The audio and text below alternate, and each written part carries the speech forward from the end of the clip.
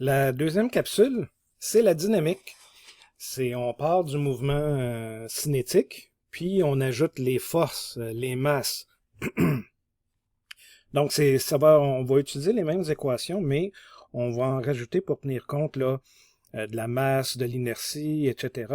Puis, la première chose auquel on va toucher, ce sont les trois lois de Newton. Les trois lois de Newton, c'est tout simplement, la première loi, c'est tout objet reste au repos ou en mouvement rectiligne uniforme, sauf si une force nette agit sur lui. Ça veut dire, ce qui est au repos, tant qu'on n'applique pas une force dessus, ça va rester au repos. Puis ce qui est en train de se déplacer à une vitesse constante. Puis bien sûr, là, on parle pas, il n'y a pas de concept de frottement ici ou de la résistance de l'air. Donc, imaginez une fusée dans l'espace. Donc, si la fusée s'en va à une vitesse constante, puis qu'on n'applique aucune force sur la fusée, ses moteurs sont éteints, elle va conserver la même direction, puis la même vitesse qu'elle a.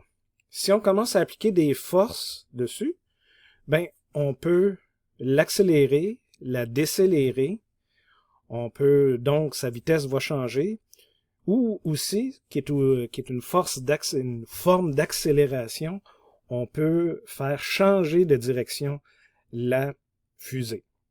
Donc ça, c'est la première loi de Newton. La deuxième loi de Newton, c'est vraiment le concept le concept là, de ce qu'on appelle F égale ma. Vraiment, là, si tout le monde reconnaît cette fameuse équation-là, F égale ma, la force sur un objet qui a une certaine masse m en kilogrammes va avoir une certaine accélération en mètres par seconde carré. Puis cette accélération-là, ça peut être aussi l'accélération gravitationnelle. Donc la force gravitationnelle, c'est la masse de l'objet fois l'accélération gravitationnelle qui est 9,81 mètres par seconde carré. Bref, ce qu'on est en train de décrire là, c'est le poids d'un objet. C'est quoi les unités de la force? Ce sont les newtons. Si vous regardez bien, une masse, comme j'avais dit dans la capsule 1, c'est des kilogrammes, puis l'accélération, c'est des mètres par seconde carré. Donc, des kilogrammes mètres par seconde carré, c'est la même chose qu'un newton.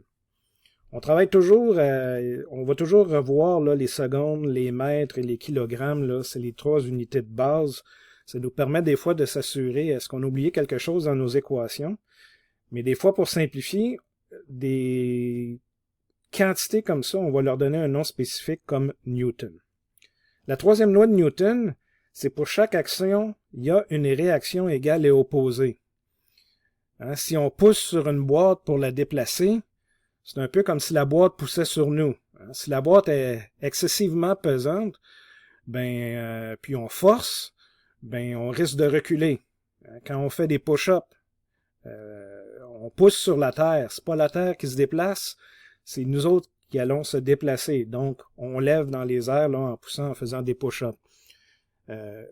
La fusée, la force d'expulsion des gaz enflammés à partir de ces moteurs, c'est dans une direction, donc la fusée va aller dans la direction opposée. C'est les trois lois de Newton. Je reviens sur F égale ma. J'ai ici quelque chose un petit peu plus graphique. On pourrait aussi, là, j'en profite pour mentionner que souvent la masse, on appelle ça l'inertie. L'inertie, ça s'oppose au mouvement, dans le fond. Quelque chose qui est lourd va s'opposer à se mettre en mouvement. Une grosse roche, ça va être difficile de lui donner une accélération parce que c'est lourd. Tandis que quelque chose de très léger, comme une balle de golf, on peut la faire accélérer très rapidement, c'est pas pesant. Véhicule qui décélère, encore une fois, c'est toute une question de signe. L'accélération, elle peut être positive, elle peut être négative. il faut tenir compte de la direction. C'est pourquoi souvent, en mathématiques, quand on va écrire certaines équations comme ça, on va venir rajouter le symbole de vecteur au-dessus de certaines valeurs. La force est appliquée dans une certaine direction, puis l'accélération, c'est dans une certaine direction aussi. La masse, ça n'a pas de direction. Donc, les petites flèches que j'ai rajoutées, c'est pour dire que ce sont des vecteurs. Il y en a qui ont peut-être des bons souvenirs ou des mauvais souvenirs, mais c'est important des fois de mentionner que ce sont des vecteurs. Comme j'avais dit, l'accélération, elle peut être dans la même direction que la vitesse initiale. Puis, dans le fond, c'est juste la grandeur de la vitesse qui augmente parce que la direction ne change pas, mais on peut utiliser une force, puis l'accélération va faire changer le cap de notre véhicule. Le poids, je l'avais expliqué. Le poids, on pourrait écrire P au lieu de F. Donc, c'est M fois G. Petite parenthèse ici. On parle depuis le début du système métrique, avec des mètres, des secondes, des kilogrammes. Mais il y a le système impérial aussi qui est en livres. En livres, livres au pluriel. Qu'est-ce que c'est? C'est une unité de masse ou une unité de force? Ben, c'est une unité de force. C'est une force. Donc, quand on dit que quelqu'un pèse 200 livres, ce qu'on est en train de dire, c'est quoi son poids? Donc, ça tient compte de l'accélération gravitationnelle. Si on voulait strictement parler de masse dans le système impérial, ben, on parlerait de slug. Terme qu'on entend très, très, très rarement. Généralement, on entend ça quand on s'en va faire un bac en génie mécanique à l'université. Donc, nous, on ne parlera pas de slug, mais je voulais vraiment vous apporter là, spécifier que quand on parle de livres, c'est vraiment des forces. Donc, le couple de votre voiture, on parle de livres, c'est vraiment une question de force. Quand on dit que quelqu'un pèse 150 livres, c'est un poids. Donc, c'est la force que son corps exerce due à l'accélération gravitationnelle. Maintenant, la dynamique, on peut pas juste parler de dynamique en fonction de force. Faut parler de ça en fonction d'énergie. Puis en général, en ingénierie, tout revient tout le temps à l'énergie. Et l'unité d'énergie dans le système métrique, ce sont les joules. Donc les joules, ben, 1 joule, c'est égal à 1 newton-mètre. Puis on sait que 1 newton, c'est 1 kilogramme mètre par seconde carré. Donc si on multiplie par le mètre du newton-mètre, ben, ça nous donne des kilogrammes mètre carré par seconde carré. Et c'est quoi le travail? Le travail, ben, admettons que je fais un travail, je prends une brique, puis je la monte en haut d'une échelle. C'est un travail, J'ai fait un travail, puis ce qui est arrivé, c'est que maintenant que la brique est en haut de l'échelle, je l'ai chargée d'énergie. Elle a maintenant une énergie, mais tout se conserve dans notre univers. Donc le travail qu'on appelle généralement W, ça vient du mot work, W pour work. Ben, c'est la force qu'on a exercée pour faire ce travail-là sur la distance.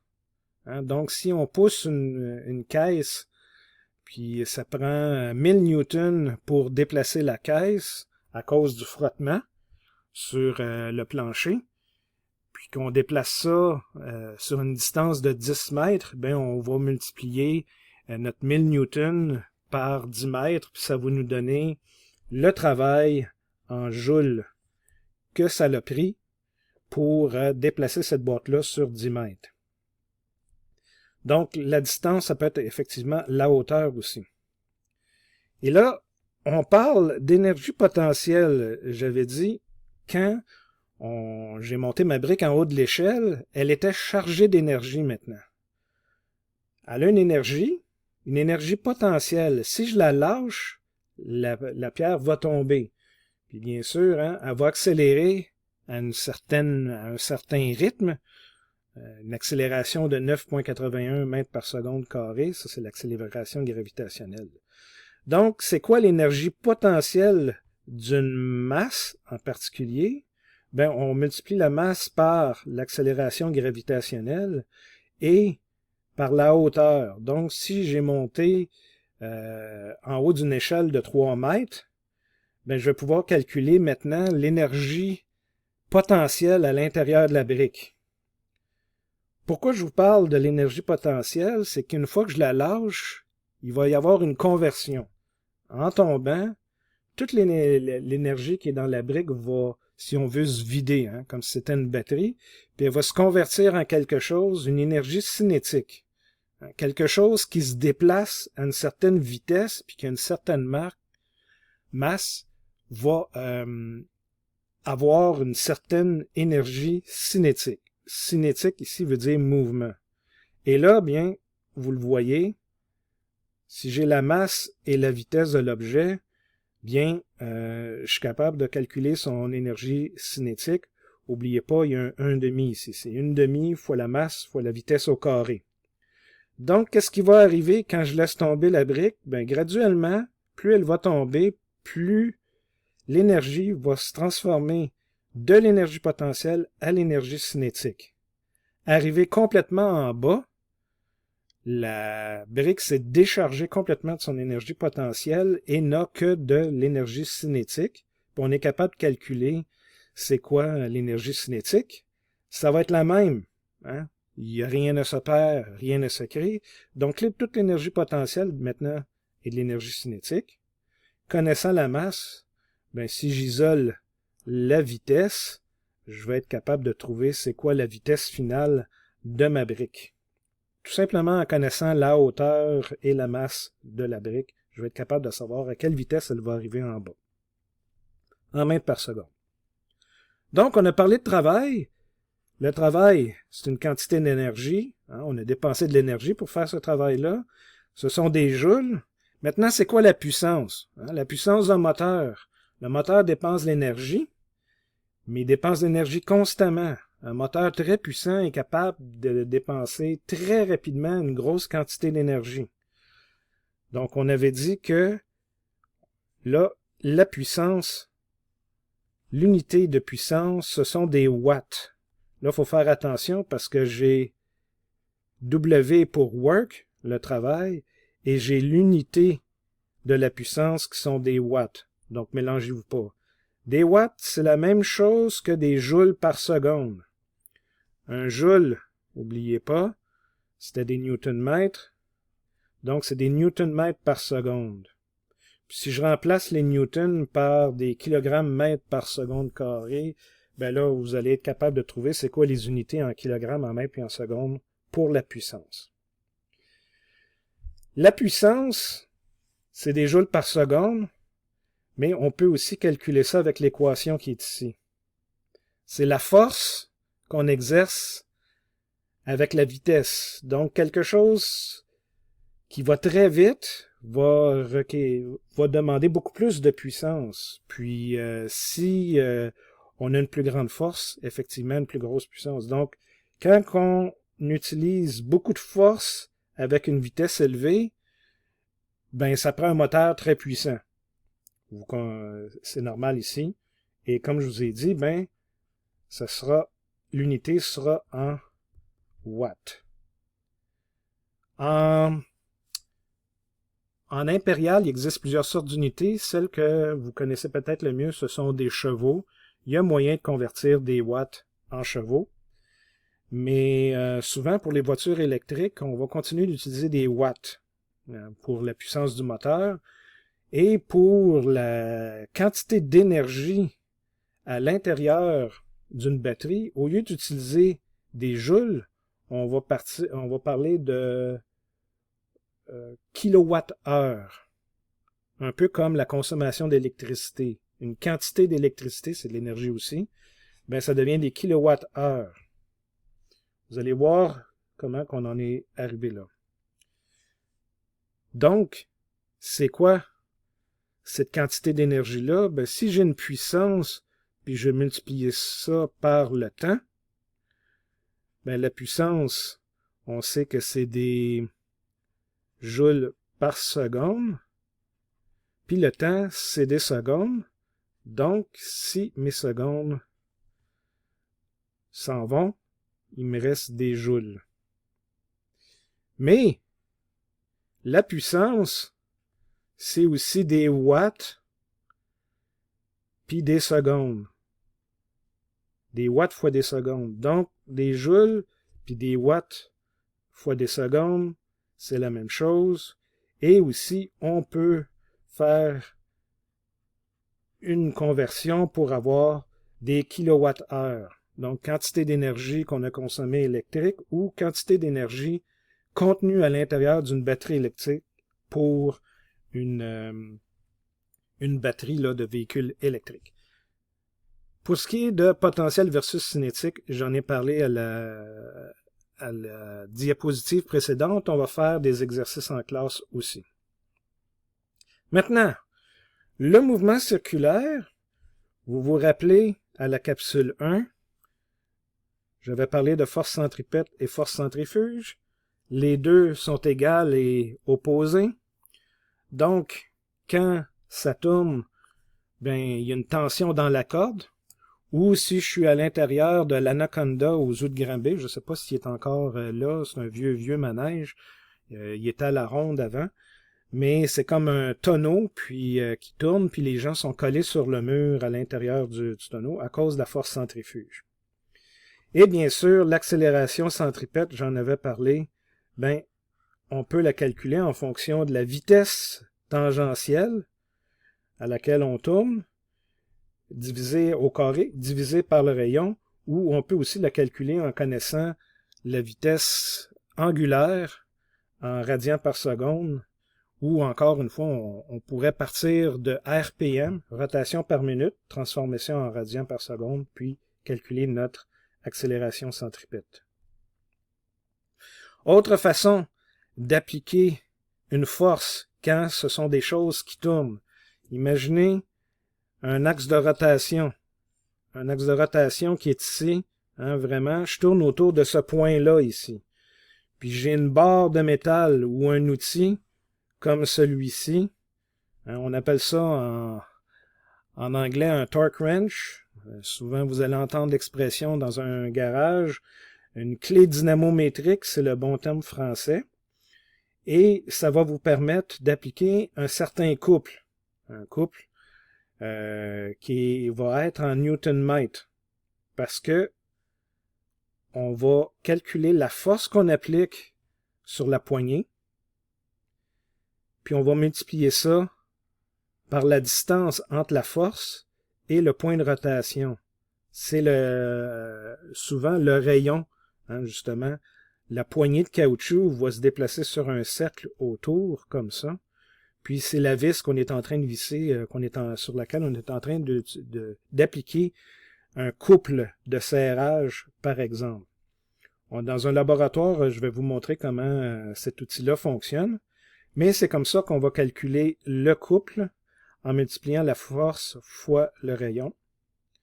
Et aussi, pour un moteur avec l'arbre du moteur qui tourne, ben l'arbre a une certaine force, mais vu qu'il est en rotation, on ne parle plus de force, on parle de couple. Et à quelle vitesse le moteur est en train de tourner? Souvent on parle de rotation par minute, mais l'équation demande qu'on utilise des radians par seconde. On multiplie tout ça ensemble, ça nous donne la puissance, et la puissance, bien sûr, est en watts. Couple de serrage, je vous donne un exercice à faire. J'ai, admettons, un point, un axe de rotation avec une barre qui part comme ça, puis je vais mettre une force F et une autre force F comme ça. Et je vais dire que la distance entre ce point-là et ce point-là, on va dire que c'est la distance D. Puis pour vous donner un petit indice, on va dire que la distance entre une des deux forces puis l'axe de rotation, c'est petit r comme un rayon. Calculez-moi le couple de serrage. Et on va en discuter en classe. Maintenant, pour ce qui est d'un moteur, il y a un rendement, toujours lié à un moteur. Vous en avez peut-être déjà entendu parler. Quand j'ai un moteur, on va dessiner le moteur comme si c'était une boîte avec un arbre, puis l'arbre est en rotation. Bien sûr, je rentre de l'énergie là-dedans, de l'énergie électrique, et il va y avoir un certain couple avec une vitesse de rotation qui va me donner une puissance aussi, une certaine quantité d'énergie par unité de temps. Mais c'est quoi le rendement d'un moteur? Est-ce que c'est 100%? La puissance électrique qui rentre dans mon moteur, est-ce qu'elle est utilisée complètement pour me donner ma puissance mécanique ici? Et non, il y a des pertes. Et souvent, les pertes, on peut dire, bon, peut-être que mon moteur a un rendement de 90%. Ça veut dire, si je rentre une quantité, une puissance de 100, puissance électrique de 100, ben à la sortie de mon moteur, il m'en reste juste 90. Parce qu'il y a du frottement, il y a de la chaleur, il y a de l'énergie qui va s'échapper en forme de chaleur à cause du courant.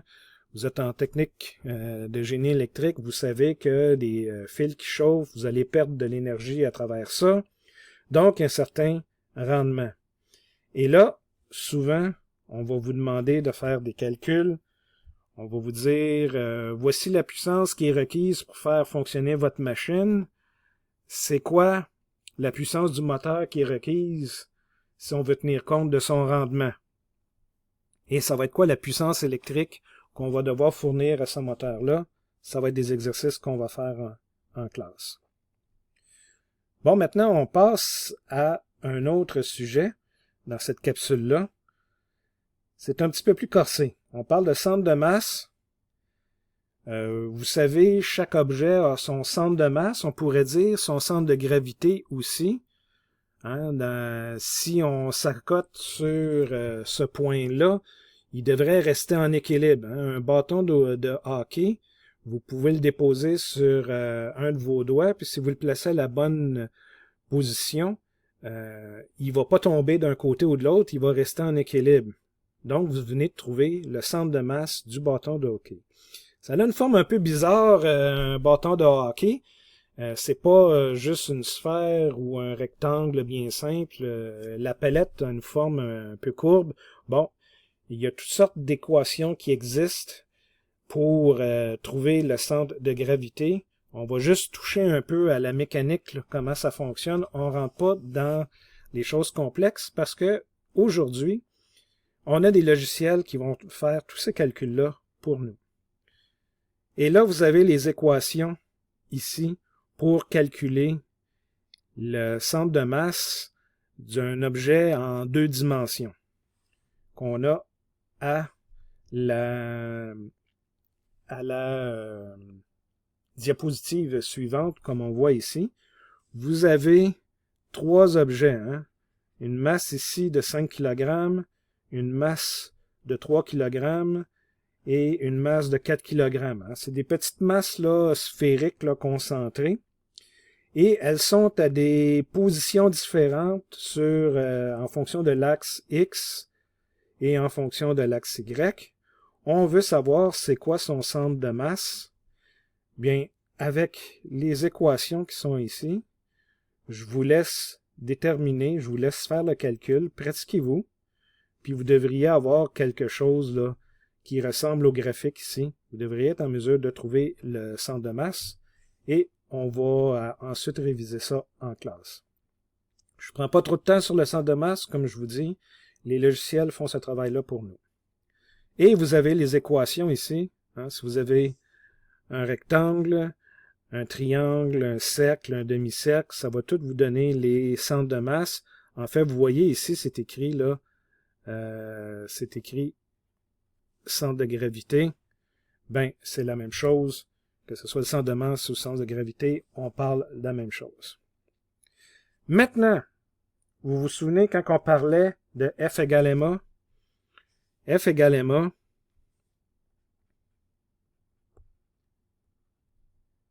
la masse, on disait que c'était l'inertie. C'est-à-dire, c'est la masse qui s'oppose au mouvement. On applique une force, puis la masse va résister à ça. Mais il y a le même concept en rotation, il est juste un petit peu plus compliqué. Et là, on parle d'inertie de rotation, puis on utilise souvent la lettre I ou la lettre J, puis les unités, c'est des kilogrammes fois mètre carré. Bien sûr, souvent, on a besoin de calculer la masse de l'objet. Petit rappel ici, hein, comment calculer, si on connaît la densité d'un objet, sa masse volumique, puis qu'on connaît ses dimensions, on peut calculer son volume et ensuite multiplier par la masse volumique et avoir la masse totale de l'objet. Mais les équations d'inertie, vous les avez toutes ici. Vous avez 3 exemples. Un cylindre, là je vais même le surligner en jaune, un cylindre creux, et je vais même changer de couleur, et un cylindre plein. C'est pas les mêmes équations. En jaune, on parle vraiment d'un cylindre creux. C'est-à-dire, c'est un cylindre mince, c'est comme un tuyau qui tourne, et ça dépend si ça tourne autour de l'axe des Z, autour de l'axe des X ou autour de l'axe des Y. Et à droite, vous avez les équations. Façon un peu complexe de vous mettre les équations, mais je vais vous le dire ici. Ça, c'est X, ça, c'est Y, et ça, c'est Z. Donc, autour de l'axe des X, voici l'équation utilisée. Autour de l'axe des Y, voici l'équation utilisée. Et autour de l'axe des Z, voici l'équation utilisée. Donc, si votre tuyau tourne autour, imaginez que Z, c'est l'axe de rotation. Hein? Donc, le tuyau, il roule autour de l'axe des Z. Ben, on va tout simplement multiplier la masse du tuyau, du bout de tuyau, fois son rayon au carré. Dans le cas d'un cylindre plein, encore une fois, X, Y et Z, vous voyez, au lieu d'être M fois R carré, c'est 1/2 M fois R carré. Là, vous allez me dire, pourquoi est-ce que l'inertie d'un tuyau plein, hein, d'un cylindre plein, est plus petite que celle d'un tuyau vide? Ben, il y a un piège. Elle n'est pas plus petite. Votre tuyau, sa masse ici, va être beaucoup plus petite que celle du tuyau plein. Donc, même si on a 1/2 la masse du tuyau plein, la masse du tuyau plein est beaucoup plus élevée que la masse du tuyau vide. Donc, faire tourner un tuyau plein va demander un beaucoup plus gros couple, beaucoup plus de force. Hein? Il y a plus d'inertie dans un tuyau plein. Et là, encore une fois, pour quelque chose qui est comme cubique ou rectangulaire, vous avez X, Y, Z. Attention aux lettres ici. Ça, vous allez devoir vous installer devant ce dessin-là et vraiment figurer comment ça fonctionne. Vous voyez le Z ici, cette équation-là? La lettre C n'apparaît pas. La lettre C, elle est ici parce qu'on tourne autour de l'axe des Z. Donc, la hauteur du cube n'est pas importante pour l'inertie parce que la hauteur du cube, dans le fond, va avoir un effet sur la masse. Donc, plus C est grand, plus le volume du cube va être grand, donc plus son inertie va être grande. On n'a pas besoin de mettre la lettre C au carré là-dedans. D'une façon détournée, c'est comme ça qu'on l'utilise, qu'on en tient compte, c'est à travers la masse. Donc, c'est vraiment les dimensions A et B qui vont être utilisées quand ça tourne autour de l'axe des Z. Et bien sûr, faites attention, ce n'est pas les mêmes lettres si c'est autour de l'axe des X ou Y. Vous avez des sphères creuses, une sphère pleine, un cône, d'autres exemples.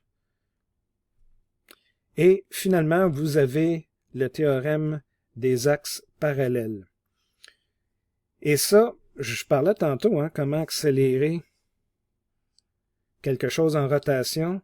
Ben, le couple sur l'axe de rotation, ça va me donner une certaine accélération angulaire, mais tout ça va être dépendant de l'inertie. Donc, si mon inertie est élevée, ça va être long à accélérer. C'est comme quelque chose de très lourd. Commencer à faire tourner ça, ça va être très long. L'accélération va être faible parce que j'ai une très grosse inertie. Mais le théorème des axes parallèles, ça revient un peu avec l'exemple de la patineuse. Ça, j'explique un peu. Imaginez que j'ai une sphère. On connaît la sphère, l'équation de la sphère. Son équation, c'est 2/5 mr carré.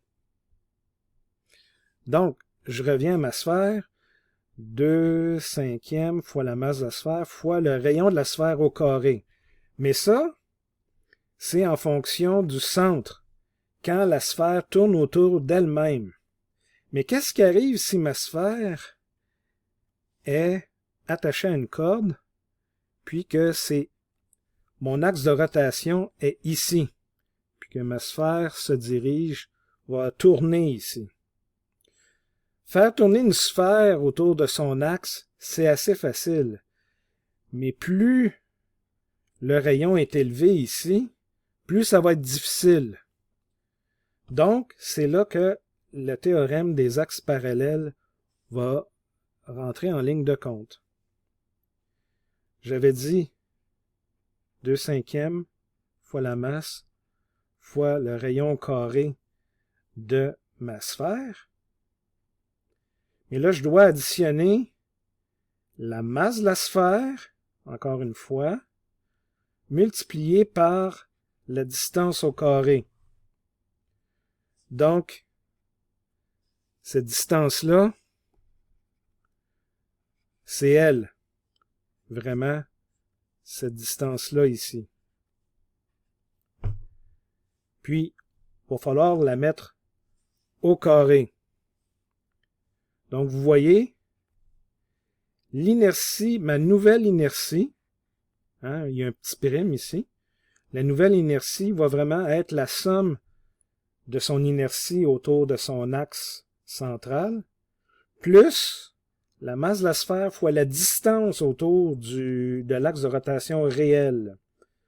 Donc, c'est comme la patineuse. Plus ses bras sont éloignés, plus la patineuse a de l'inertie.